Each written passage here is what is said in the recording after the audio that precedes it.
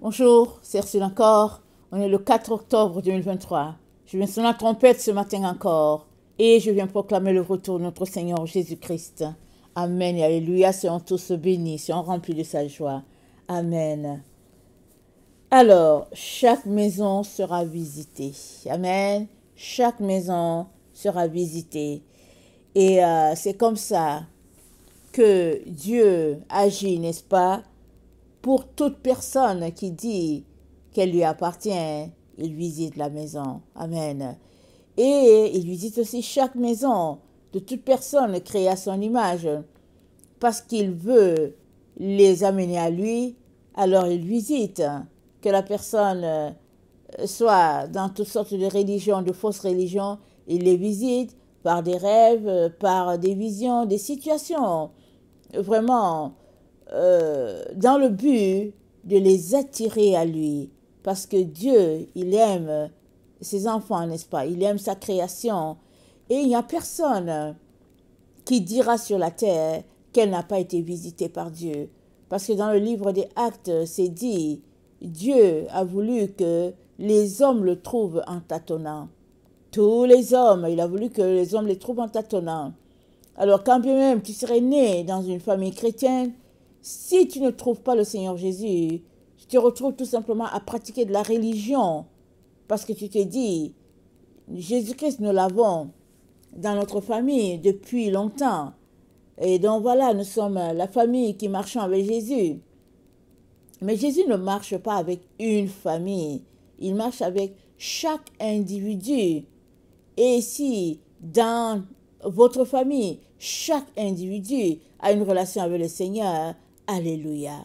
Alléluia. Mais sinon, Jésus-Christ marche avec chaque individu. Il ne marche pas avec le groupe. À la fin, quand toutes les maisons auront été visitées, alors le groupe marchera donc avec Jésus. Mais avant cela, chaque personne sera visitée, chaque personne sera éprouvée.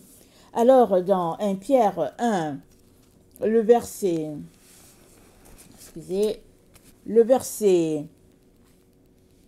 3, c'est dit, « Béni soit Dieu, le Père de notre Seigneur Jésus-Christ, qui, selon sa grande miséricorde, nous a régénérés pour une espérance vivante, par la résurrection de Jésus-Christ d'entre les morts, pour un héritage qui ne peut ni corrompre, ni souiller, ni flétrir, lequel vous est réservé dans les cieux. » Amen.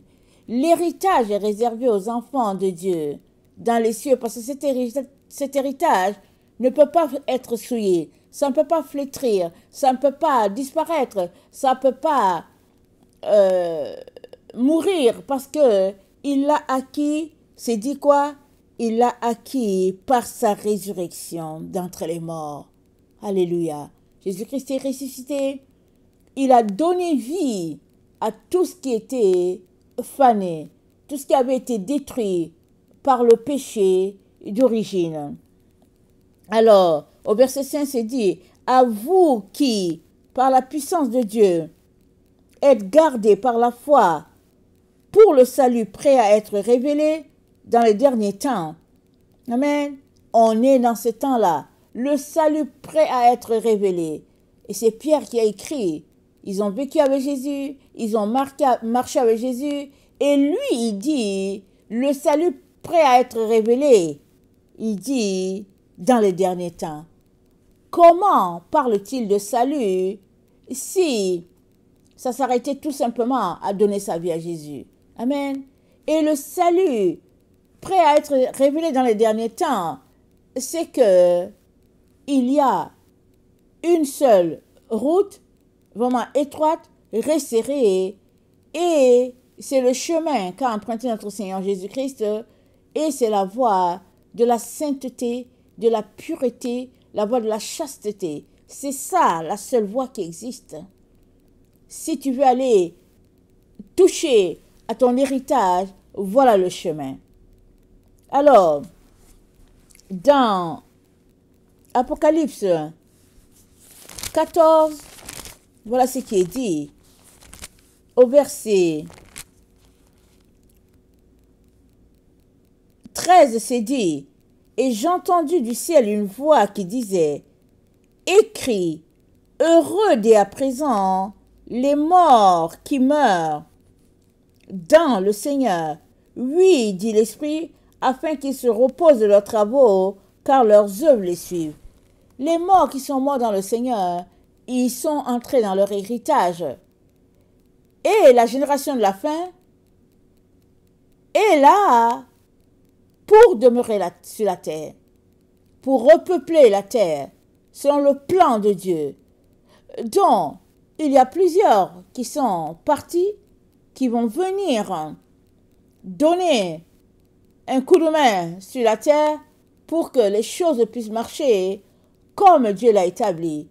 Parce que la nouvelle Jérusalem, elle ne sera pas dans les cieux, elle sera sur la terre. Parce qu'il y a un règne millénaire qui est là, un règne de repos de 1000 ans sur la terre.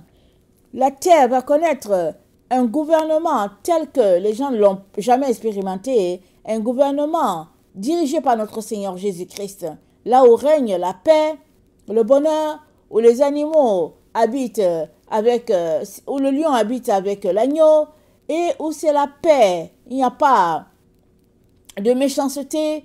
Toutes ces choses-là vont disparaître de la terre.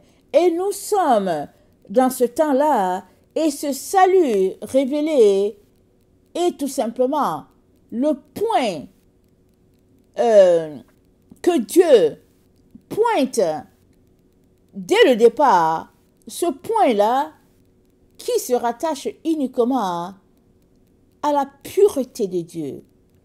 La Bible dit, en Dieu, il n'y a point ombre de variation. Il n'y a pas de ténèbres en lui. Il n'y a pas une ombre, tellement il est pur. Et il a donné de ce qu'il avait de précieux, son Fils. Il l'a donné pour l'humanité. Et Jésus-Christ est venu, il a marché sur cette terre. Il a fait ce qui devait être fait. Il a été triomphant. Il est sorti victorieux. La mort n'a pu le garder. Et par sa résurrection, nous avons aussi la résurrection. Et maintenant, si nous disons que nous sommes à lui, nous sommes donc appelés à marcher notre marche. Amen. Et à la fin de ce parcours où nous sommes, ce temps où Dieu a décidé que ce sera la fin d'une étape et puis le début d'une autre, c'est-à-dire le début du règne millénaire sur la terre, Dieu demande à tous ses enfants chasteté, pureté, lumière. Voilà à quoi nous sommes appelés à marcher. C'est ça qu'il nous demande. Alors,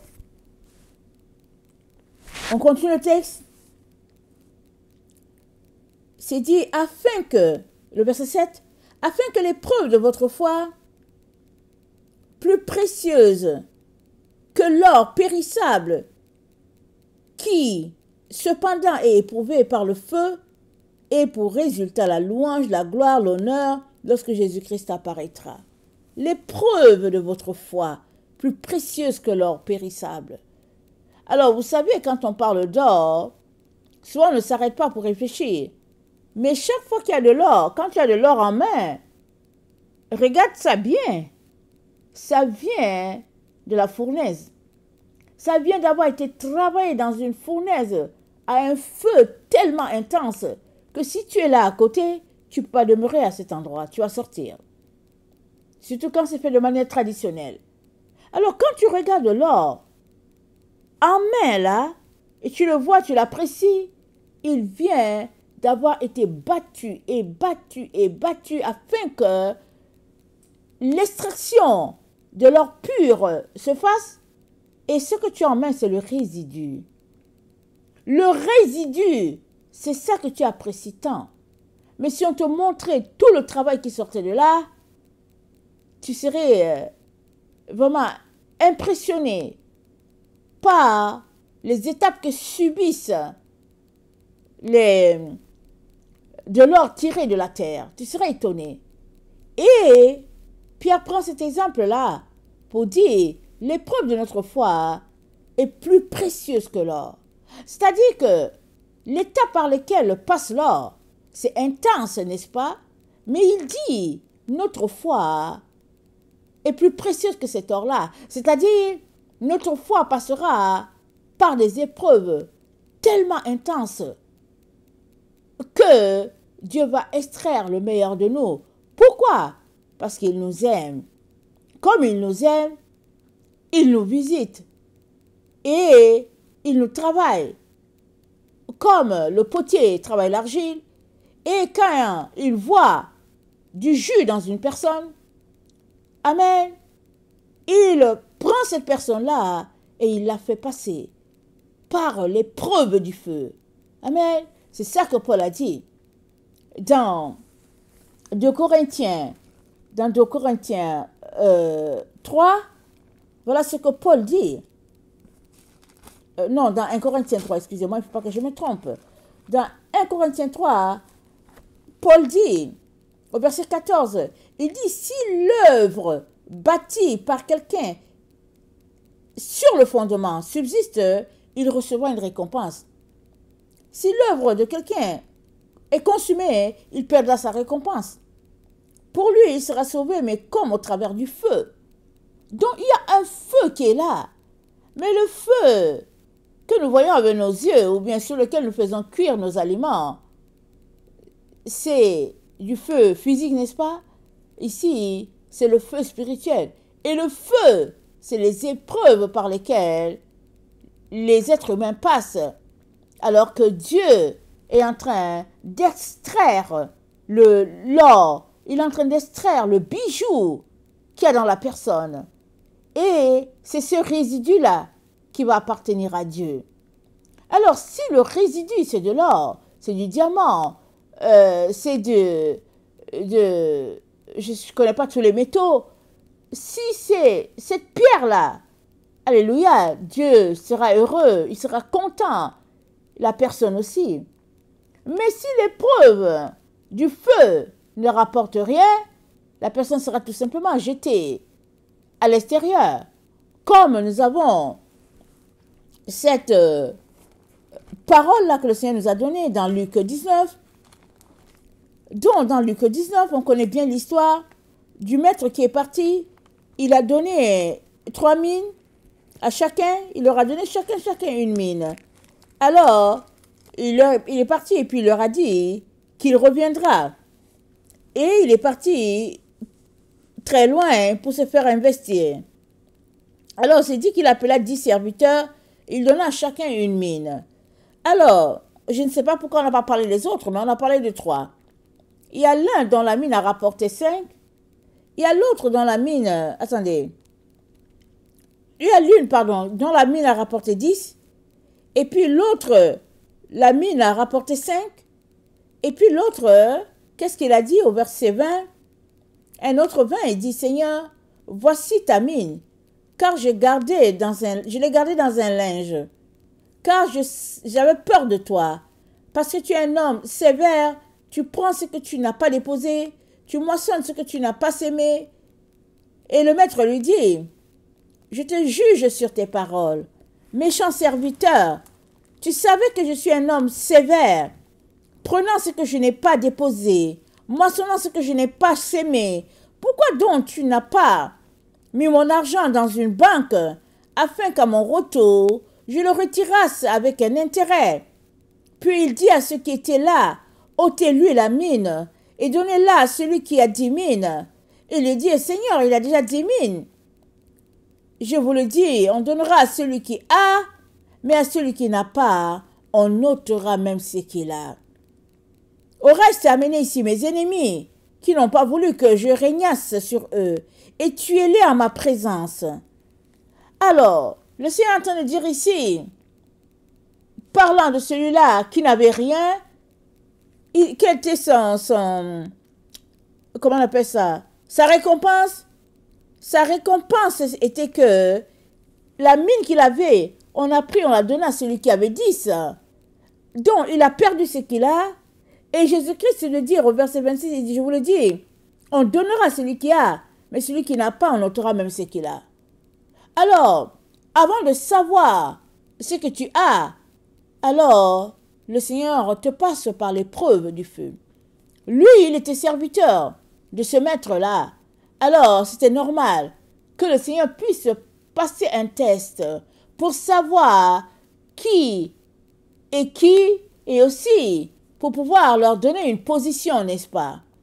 Ça existe toujours dans toutes les entreprises où les gens travaillent. Il y a toujours des périodes où certaines personnes sont en observation, ils ne savent pas, mais le boss observe toujours.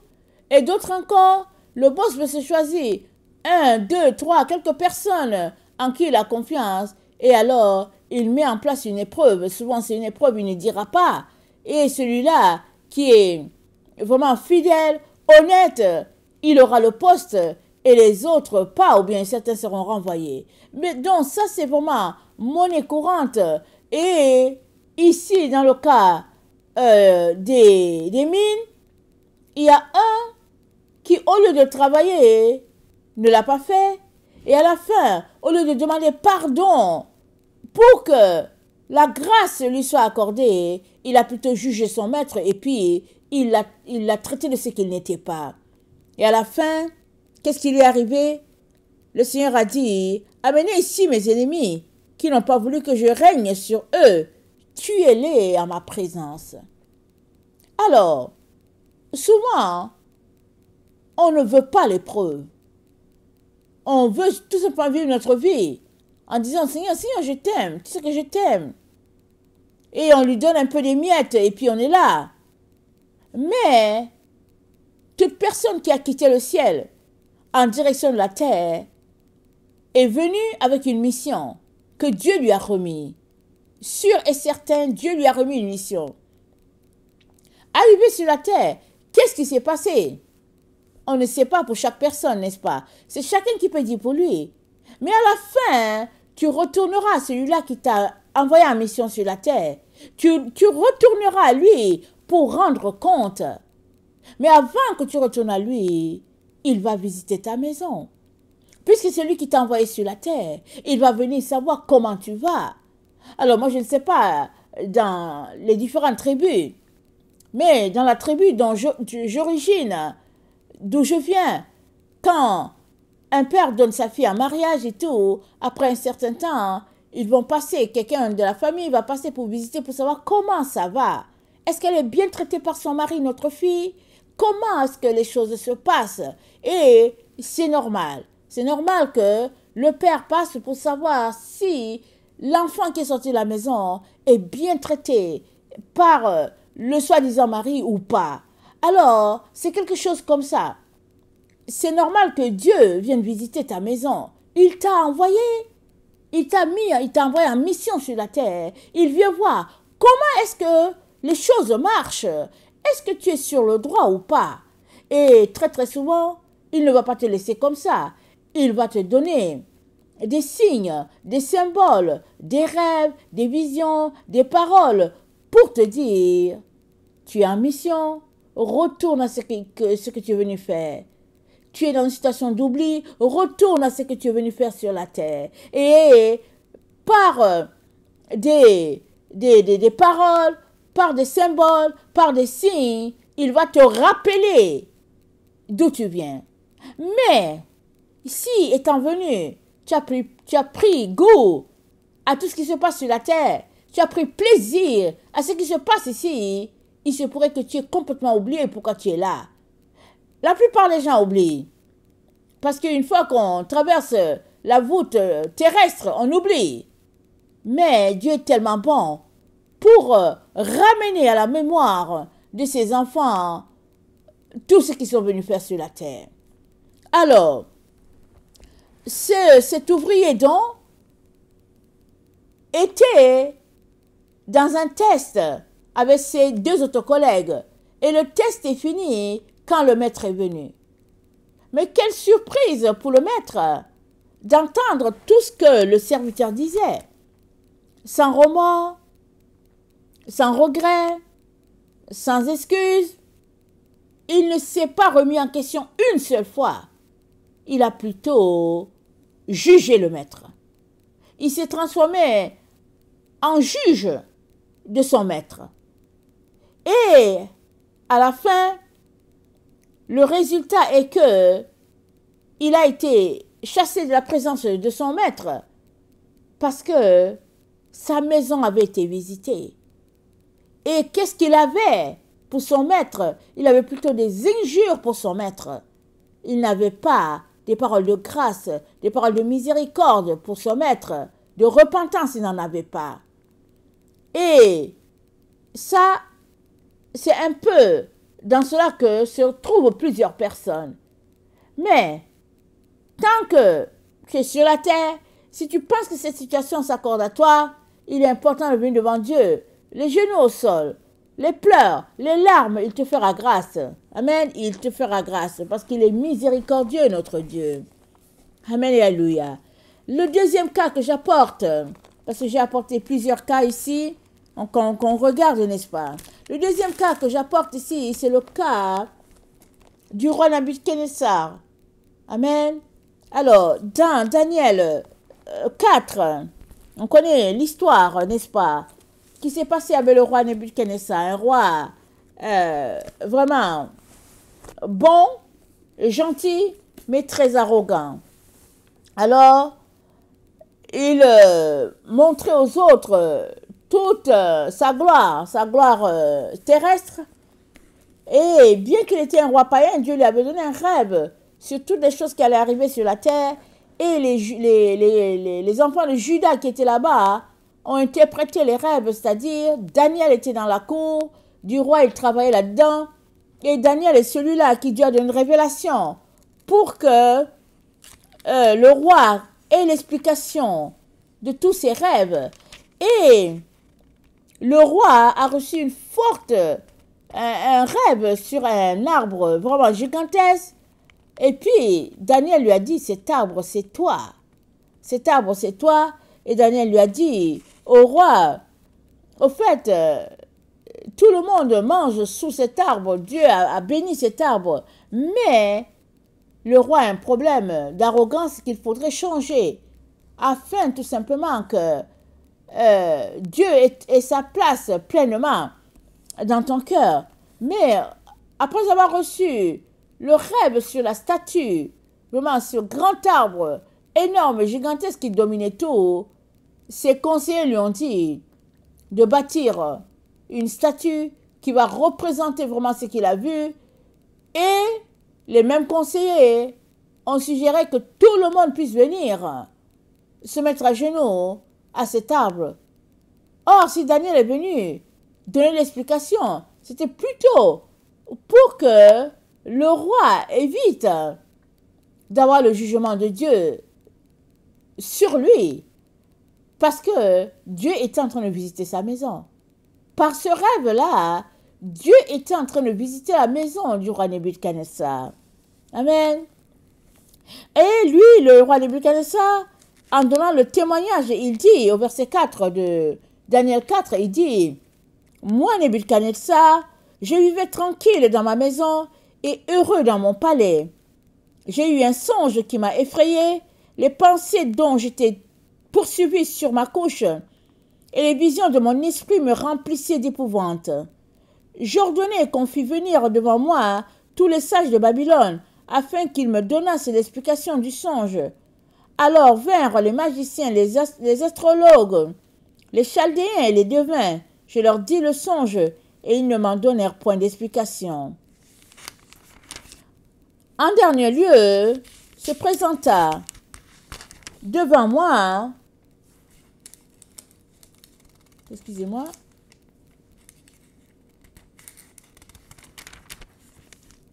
mes pages se collent, excusez-moi, je vais les... Ok.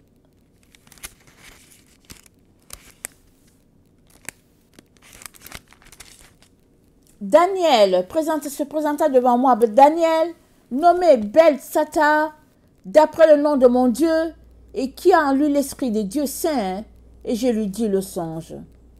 Et on connaît le songe, comment Daniel a expliqué le songe. Et on continue.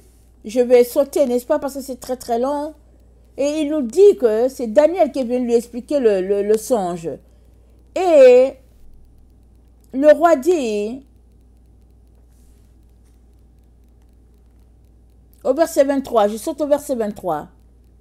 Le roi a vu l'un de ceux qui veillent et qui sont saints descendre des cieux et dire: abattez l'arbre et détruisez-le, mais laissez en terre le tronc où se trouvent les racines, et liez-le avec des chaînes de fer et d'airain parmi l'herbe des champs, qu'il soit trempé de la rosée du ciel, et que son partage soit avec les bêtes des champs, jusqu'à ce que les 7 ans soient passés sur lui.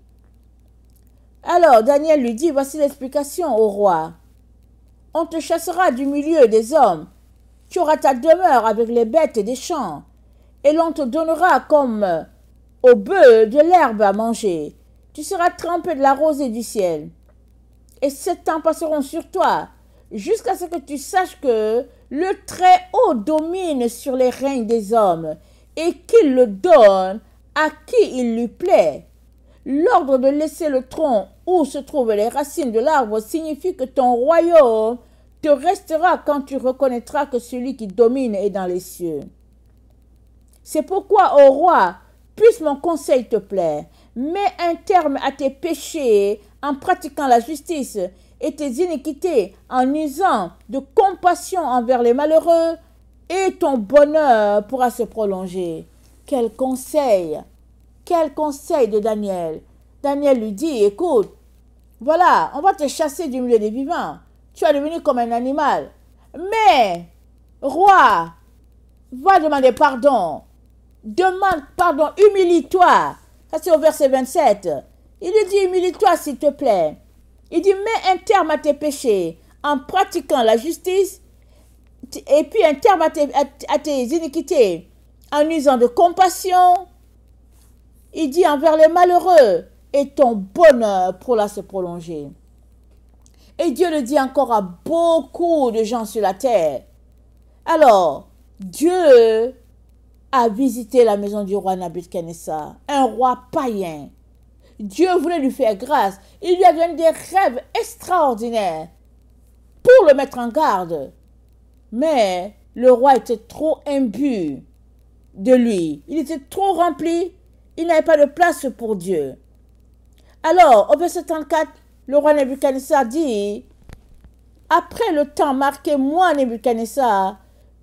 Attendez, je vais commencer un peu plus tôt. Le verset 31. La parole était encore dans la bouche du roi qu'une voix descendue du ciel: apprends, roi Nabuchodonosor, qu'on va t'enlever le royaume.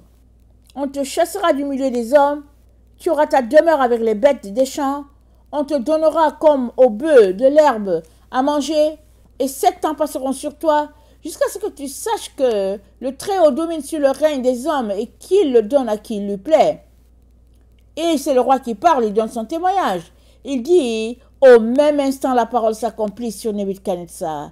Il fut chassé du milieu des hommes, il mangea de l'herbe comme les bœufs, son corps fut trempé de la rosée du ciel, jusqu'à ce que ses cheveux crussent comme des plumes des aigles et ses ongles comme ceux des oiseaux. Verset 34. Après le temps marqué, moi, Nebuchadnezzar, je levai les yeux vers les cieux, et la raison me revint. J'ai béni le Très-Haut, j'ai loué et glorifié celui qui vit éternellement, celui dont la domination est une domination éternelle, dont le règne subsiste de génération en génération.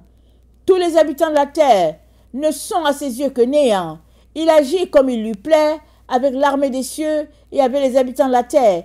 Il n'y a personne qui résiste à sa main et qui lui dit: que fais-tu?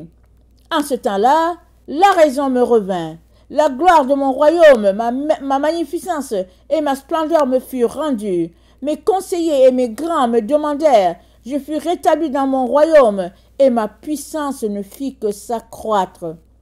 Écoutez ce qu'il dit. Maintenant, moi, Nebuchadnezzar, je loue, j'exalte et je glorifie le roi des cieux, dont toutes les œuvres sont vraies et les voies justes, et qui peut abaisser ceux qui marchent avec orgueil. Alléluia. Ça, c'est la parole de quelqu'un qui s'est converti, quelqu'un qui a vu son horreur, son erreur, et qui a décidé de revenir de sa voie. Et c'est le témoignage de Nebuchadnezzar. Daniel 4, c'est le témoignage du roi, de ce qui lui est arrivé et de comment Dieu l'a rétabli. Alléluia. Dieu visite chaque maison et visitera chaque maison. Et à la fin de sa visite, il y aura toujours un verdict qui sortira de là. Quel sera le verdict qui sortira de ta maison? Je ne parle pas de la maison formée de papa, maman et puis des enfants. Non, ta maison, ton corps à toi, ta personne, tu es une maison. Dieu va visiter ta maison, il va te visiter. Que sortira-t-il de là? Évidemment, quand on est dans une maison, la visite d'un, ça peut servir de leçon pour tous les autres. Et il est important que chacun soit prêt. Reconnaîtras-tu le jour où Dieu passera visiter ta maison? Ça, c'est une première question. Deuxième, es-tu préparé à cela? Et le verdict qui viendra, comment te comporteras-tu par rapport à cela? Est-ce un verdict où tu seras chassé de la présence de Dieu? Ou est-ce un verdict où tu seras accueilli à bras ouverts par ton Dieu, ton Créateur? Il est important d'épouser le conseil de Daniel à Nebuchadnezzar en lui disant: ô roi, humilie-toi, pratique la justice, aide les malheureux, sois bon envers les gens, change ton comportement. C'est ça que Daniel est en train de lui dire: change, ô roi, change. Alors, Dieu dit la même chose encore aujourd'hui. Il nous appelle tous à un temps de repentance, et comme la terre a connu, ou bien la terre vit d'une manière vraiment qui ne plaise pas à l'Éternel, Dieu nous demande tous de nous sanctifier, de nous purifier. C'est ça la voie qui nous amène à Dieu. La purification, la sainteté, la chasteté, voici la voie. Amen. Alors, donc, le roi, il avait des enfants. Et Daniel 5 nous parle de son fils Belthazar. Alors, il a vu comment son père a été chassé. Pendant 7 ans, la Bible dit. Alors, un enfant qui voit son père devenir un animal, vivre avec les bœufs, vraiment, il devait être secoué, n'est-ce pas? Et ne pas faire les mêmes erreurs. Il devait tellement changer, aller voir Daniel pour dire comment on peut faire pour que cette situation ne nous arrive pas. Mais Belthazar n'a pas fait cela. Il est devenu roi à la place de son père. Et quand il est devenu roi, il a fait un festin et il s'est mis à boire dans les coupes que le roi Nebuchadnezzar avait pris dans le temple. Il s'est mis à boire dedans, à souiller ces coupes-là. Or, ce sont des coupes sacrées, n'est-ce pas? Ce sont des coupes consacrées à l'Éternel. Alors, déjà, c'est quelque chose de boire là-dedans. Et en plus, là, c'est une autre chose de profaner le nom de Dieu par des rires, des scènes abominables. Mais il l'a fait et sans se soucier, il a marché comme s'il ne savait pas ce qui était arrivé à son père. Alors, à un moment donné, il voit une main écrire sur le mur des paroles et il est troublé. Il ne comprend pas. Alors, on fait venir Daniel parce que le roi est troublé. Et puis voilà ce qui est écrit sur le mur. Et le roi explique à Daniel la main qu'il a vue écrire sur le mur. Et Daniel lui dit, voici l'écriture ici dans Daniel 5, le verset 25. Voici l'écriture qui a été tracée, comptée, pesée et divisée. Et voici l'explication de ces mots. Comptez, Dieu a compté ton règne et il y a mis fin. Pesé, il a été pesé dans la balance et tu as été trouvé léger. Divisé, ton royaume sera divisé et donné aux Mèdes et aux Perses. Aussitôt, Belthazar donna des ordres qu'on revêtit Daniel de pourpre. On lui mit au cou un collier d'or et on publia qu'il aurait la 3e place dans le royaume, dans le gouvernement du royaume. Cette même nuit, Belthazar, roi des Chaldéens, fut tué Et Darius le Mède s'empara du royaume, étant âgé de 62 ans. Donc, voilà, cette même nuit, c'est-à-dire, il n'a même pas eu le temps de traverser cette journée pour se retrouver à l'autre journée, il était tué. Il avait bien vu ce qui s'est passé avec son père. Et ça, c'était la maison de son père qui avait été visitée. Dieu le visite aussi. Mais lui, il fait les abominations pires que ce que son père a fait. Et sa maison a été visitée. Sa sentence est tombée et il a juste reçu la mort. Parce que c'était trop grave ce qu'il avait fait. Alors, chaque maison sera visitée. Ce ne sera pas la même histoire. Chacun aura son témoignage à donner. L'histoire de chaque maison sera différente. Mais seulement ce que tu dois savoir, c'est que ta maison sera visitée. Dans quel état seras-tu trouvé? Amen. Alors, voilà 3 personnes qui ont été visitées, n'est-ce pas, dont leur maison a été visitée. Et l'autre personne dont je vais parler, c'est Job. Job a été visité. C'était un homme qui plaisait à Dieu. Alors, l'ennemi est arrivé dans la présence des enfants de Dieu. Il se baladait, il y avait une réunion et il est venu. Personne ne l'a convoqué, mais il a su qu'il a une réunion, il était là. Et Dieu l'a renvoyé pour dire, est-ce que tu as vu mon serviteur Job? Il a dit à Dieu, mais c'est parce que tu l'as béni, c'est parce que tu le protèges. Et Dieu lui a dit, ne touche pas à son âme. Alors, 2 fois ou 3 fois, il est allé devant Dieu. Et l'ennemi est parti. Et la maison de Job a été visitée. Saccagée pas à peu près. Il a perdu vraiment tout. Il a perdu tout. Mais Job n'a point réuni Dieu. Et il paraît qu'on n'a pas le nombre d'années. Dans les écrits en hébreu, ils disent que c'est à peu près 30 ans que Job a vécu tout cela. Mais Job n'a pas réuni Dieu. Ses amis l'ont acculé, lui disant, demande pardon. Demande pardon. Job avait déjà demandé pardon en disant à Dieu, Seigneur, tu es Dieu. Alors si j'ai fait quelque chose, pardonne-moi. Mais ses amis l'acculaient pour dire, tu as fait quelque chose. C'est pas possible de vivre ce que tu vis là si tu n'as rien fait. Et que bon, voilà, tout ce qui se passe dans les ténèbres est en train de sortir. Enfin, on va voir. Tout ce que, au fait, tu récoltes ce que tu faisais en cachette. Alors, les accusations à ne pas en finir.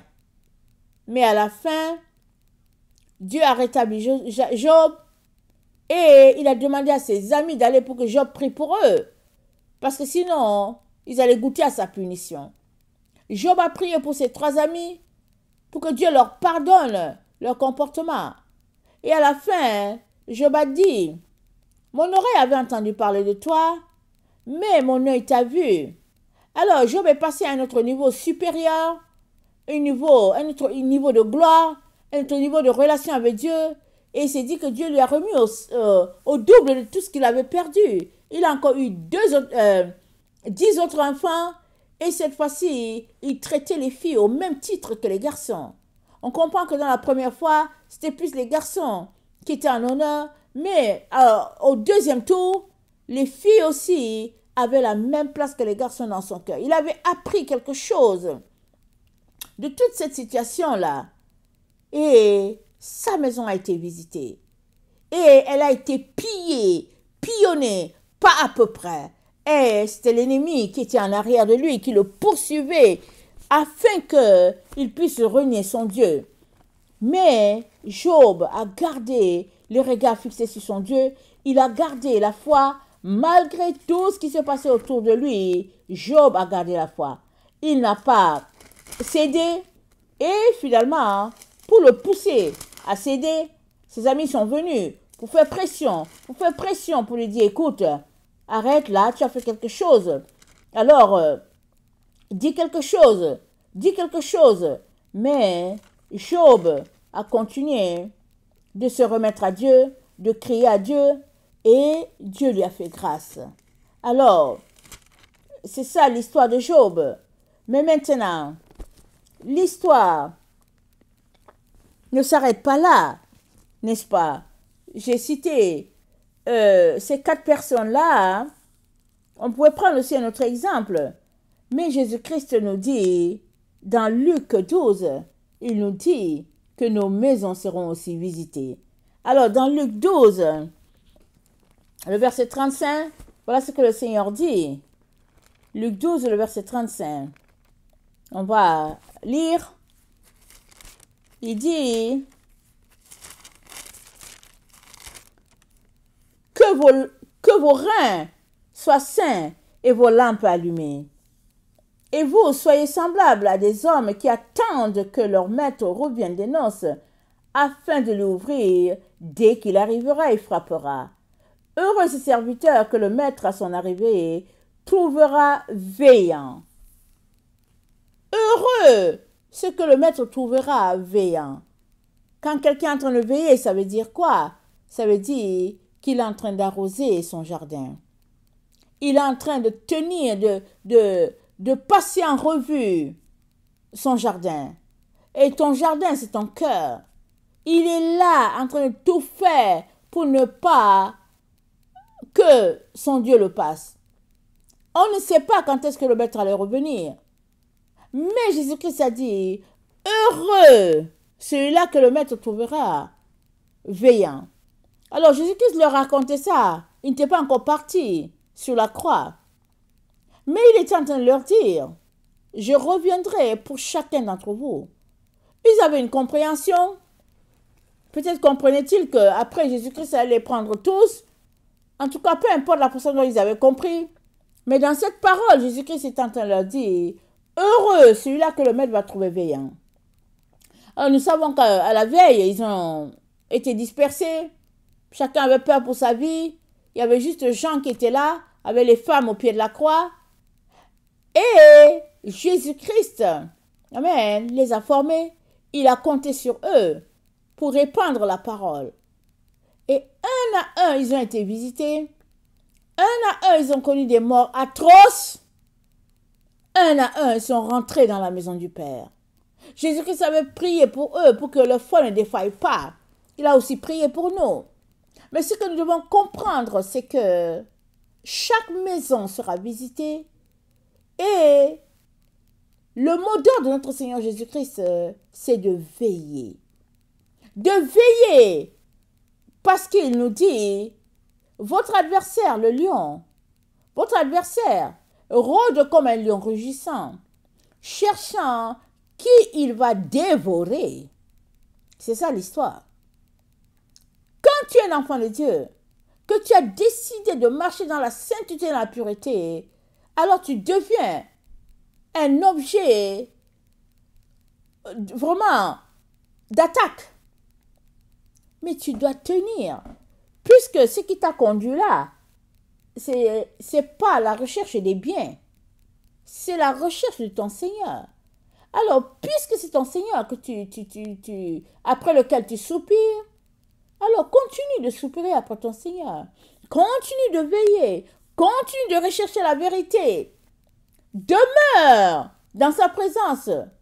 Et Dieu te fera grâce. Il ne laissera pas tomber un seul de tes cheveux. Il ne laissera pas tomber.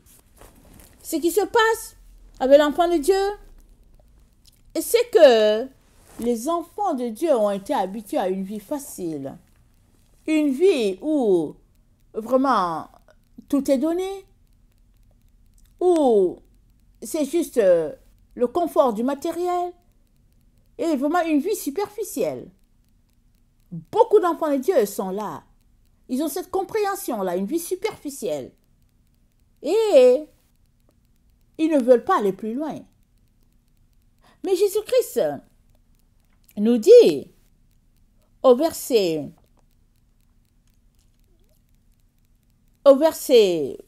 attendez, c'est quel verset? Au verset 37, il dit, heureux ces serviteurs que le maître à son arrivée trouvera veillant. Il les nomme parce que c'est beaucoup de serviteurs, n'est-ce pas?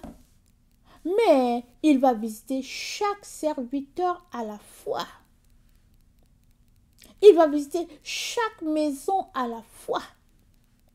Quand ta maison sera visitée, comment Jésus-Christ la trouvera-t-il? Y aura-t-il un résidu? De l'or, du diamant, de l'argent? Que sera le résidu? Alors que tu vis sur la terre, alors que tu marches, qu'est-ce qui sort de ton parcours sur la terre? Quelle est ta vie? Que reflète-t-elle? Reflète-t-elle une vie d'orgueil?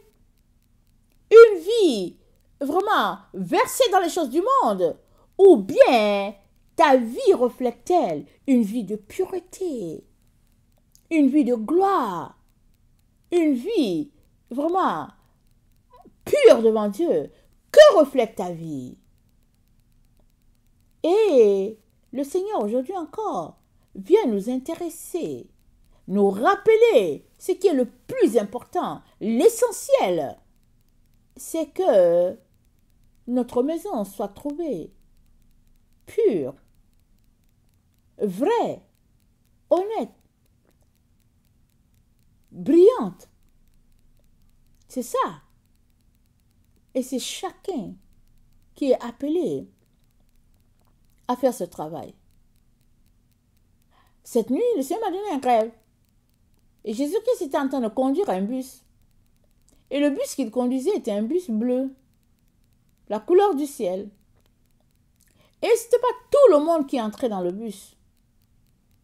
C'est ceux qui avaient appelé Jésus-Christ les prenait dans son bus.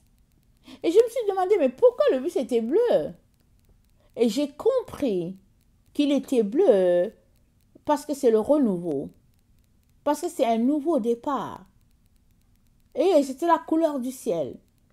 C'était bleu parce que toute personne qui est prête à quitter ses péchés et à se conformer à ce que Dieu attend de lui, Dieu le prendra dans son bus. C'est un nouveau départ. Les choses anciennes sont passées. Toute chose est devenue nouvelle. Parce que la semence mise en terre d'Adam,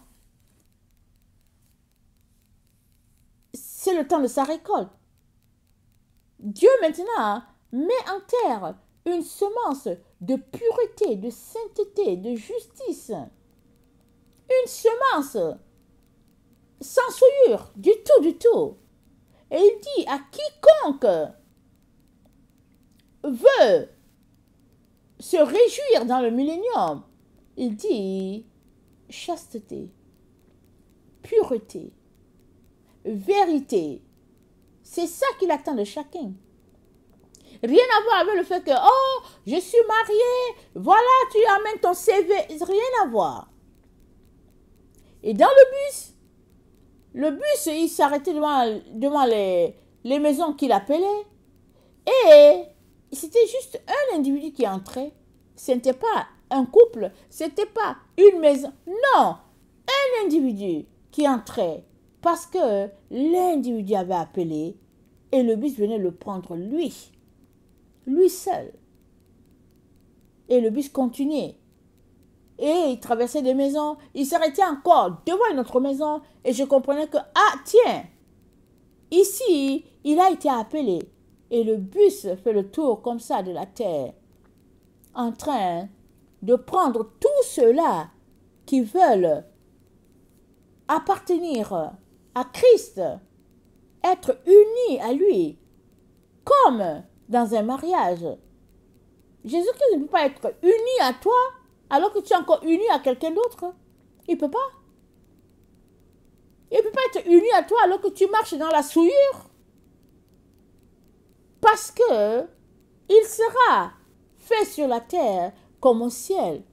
Et les choses de la terre s'arrêtent sur la terre. Et les choses du ciel ont aussi leur façon de faire.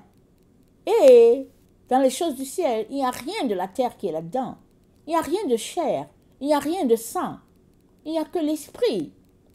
Et le Seigneur vient encore aujourd'hui nous rappeler l'importance de nous concentrer aux choses de l'esprit et de laisser de côté tout ce qui est charnel.